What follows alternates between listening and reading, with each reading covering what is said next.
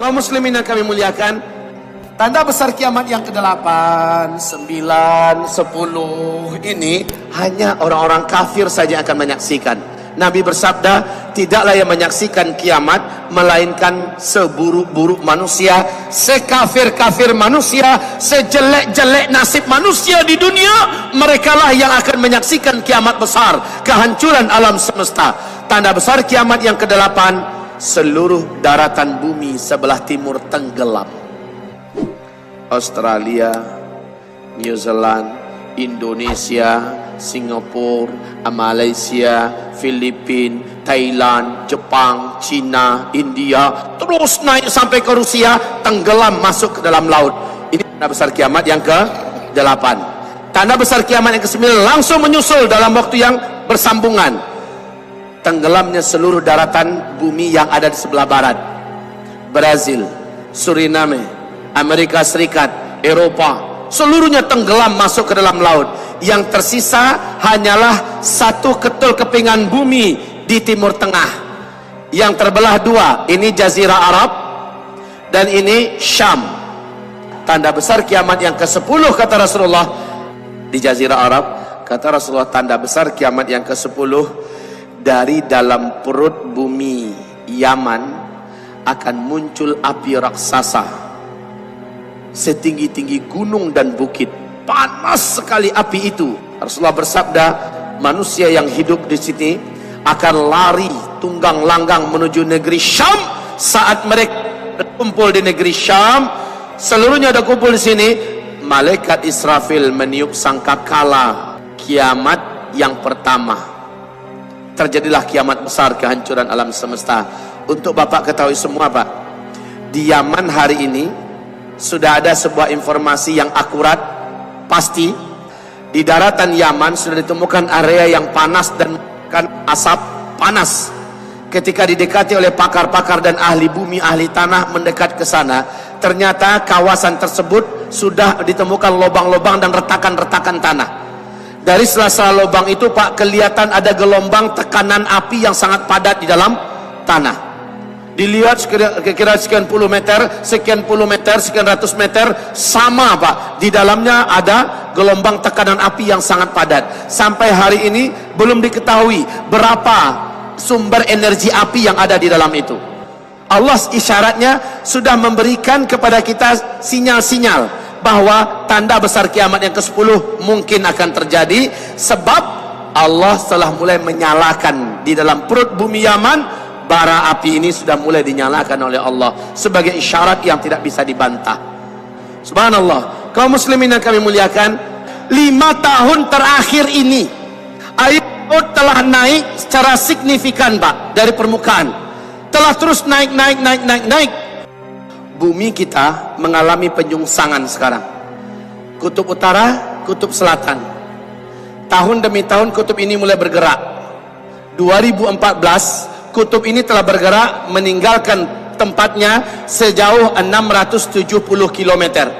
2015 lebih jauh lagi. Makin lama bumi ini makin terus berputar. Otomatis Arab mulai diajak untuk menggantikan posisi kutub utara. Pantesan Arab 5 tahun terakhir sudah mulai turun salju. Siberia kemudian akan sejajar dengan kutub terbaru. Lalu kutub yang lama, yang di sini ada gunung es, sini ada gunung es, karena mereka semakin mendekati daerah yang tersering terkena matahari, ini juga meleleh airnya. Maka kaum muslimin, wajar kalau laut terus naik. Sekarang terus naik. Di mana-mana sangat mudah terjadi banjir. Rasulullah bersabda sallallahu alaihi wasallam, fi hadhil ummah, lihat yang sudah punya kitab ini halaman 293, Rasul bersabda, fi hadhil ummah khasfun wa maskhun wa qadhfun, pada umat ini nanti akan terjadi banyak penenggelaman negeri-negeri, kota-kota banyak tenggelam. Wa maskhun, akan banyak terjadi perubahan bentuk. Saya sudah jelaskan tadi dampak ilmiahnya kenapa orang-orang menjadi berubah jelek, khususnya orang kafir. Kaum muslimin yang kami muliakan, dan terjadilah hujan meteor. Para sahabat bertanya, ya Rasulullah, kapankah yang 3 ini terjadi? Hujan meteor. Awas, bumi kita ada di tengah-tengah arus sungai meteor sekarang. Bumi kita ada di tengah-tengah arus sungai meteor sekarang. Terjadi hujan meteor. Sahabat bertanya, wahai Rasulullah, kapankah itu akan terjadi? Hujan meteor, perubahan bentuk, tenggelamnya banyak negeri-negeri dan kota-kota. Kapankah itu terjadi ya Rasulullah? Jawaban Nabi adalah, idza zaharatil qainat, 1, wal ma'azif, 2, wasyuribatil khumur.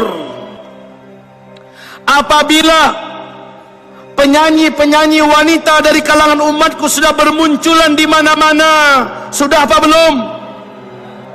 Yang kedua kata Nabi, wal ma'azif. Apabila musik, alat-alat musik sudah menyebar di tengah umatku di mana-mana, umatku menghalalkan musik, umatku menyukai musik. Sudah apa belum? Wasyuribatil khumur. Apabila umatku sudah menyebar khamar, mudah didapat di mana-mana, mudah dijangkau di mana-mana. Benda-benda memabukkan, khamar menyebar di mana-mana. La haula wala quwata illa billah. Jika 3 perbuatan ini sudah dibuat oleh umatku, kata Rasulullah, tunggu meteor akan jatuh. Akibatnya banyak negeri-negeri yang tenggelam. Kaum muslimin, ketika saya menyampaikan ini kepada Bapak Ibu semua, persis seperti para sahabat. Para sahabat Nabi, ketika Nabi menguraikan tentang kita di akhir zaman, dampak yang terjadi kepada para sahabat dahsyat, Pak. Semangat hidup yang berlipat-lipat, semangat memanfaatkan umur yang berlapis-lapis, semangat yang dahsyat. Mereka tidak ingin membuang-buang waktu sedikit pun. Mereka ingin memanfaatkan setiap hari demi hari sebaik-baiknya. Kenapa? Kiamat sudah dekat. Apa yang harus saya persiapkan? Amalan saya sejauh mana? Iman saya hari ini bagaimana? Bagaimana baca Quran saya? Bagaimana tahajud saya? Bagaimana sedekah saya? Bagaimana di perjuangan saya untuk agama ini? Akhirnya para sahabat full memikirkan agama. Mereka cari dunia untuk agama. Mereka gali dunia untuk agama. Mereka fikirkan bagaimana amal mereka lebih hebat, mereka lebih jujur, mereka lebih amanah, mereka lebih berakhlak. Mana yang lebih tinggi di antara mereka? Saling berlomba-lomba menjadi manusia terbaik. Setelah mereka mendengarkan bahwa mereka hidup di akhir zaman dari Rasul. Masalahnya, ketika Nabi menjelaskan ini kepada mereka, kepada sahabat-sahabat, sahabat itu langsung percaya, langsung yakin. Padahal tanda-tanda yang diceritakan Nabi belum nampak seluruhnya pada mereka, adanya malah pada kita. Siapa yang lebih berhak untuk seperti sahabat semangatnya? Mereka atau kita yang seharusnya? Kita, karena kita yang menyaksikan semua. Sungai Efrat mengering saat kita hidup, salju turun di Arab saat kita hidup, bukan saat sahabat. Tapi sahabat, Masya Allah, mereka benar-benar full memperjuangkan agama. Hidup mereka adalah untuk Allah. Inna salati wa nusuki wa mahyaya wa mamati lillahi rabbil alamin. Energi ini yang muncul pada para sahabat setelah mereka mendengarkan uraian akhir zaman dari Rasulullah. Sekarang energi yang sama yang harusnya Bapak warisi, semangat untuk hidup, bukan mengambil kesimpulan yang salah. Baik kaum muslimin yang kami muliakan, harusnya sekali lagi yang muncul adalah pas kata Nabi, kalaupun besok kiamat terjadi, di tangan kalian hari ini ada 1 butir biji kurma yang dapat kalian tanam hari ini. Tanam, kata Rasulullah. Padahal Bapak Ibu tahu, kurma itu kalau ditanam sekarang 3, 4, 5 tahun yang akan datang baru mulai berbuah. Padahal kata Nabi besok udah mau kiamat, masih ada biji kurma yang dapat kamu tanam hari ini. Tanam hari ini. Ini bukan sebuah tamsilan kosong, Pak. Maknanya apa? Sedekat apapun kiamat, apa hal yang bisa kamu buat hari ini dari hal yang bermanfaat, buat. Karena inilah yang paling positif yang bisa dilakukan sekarang.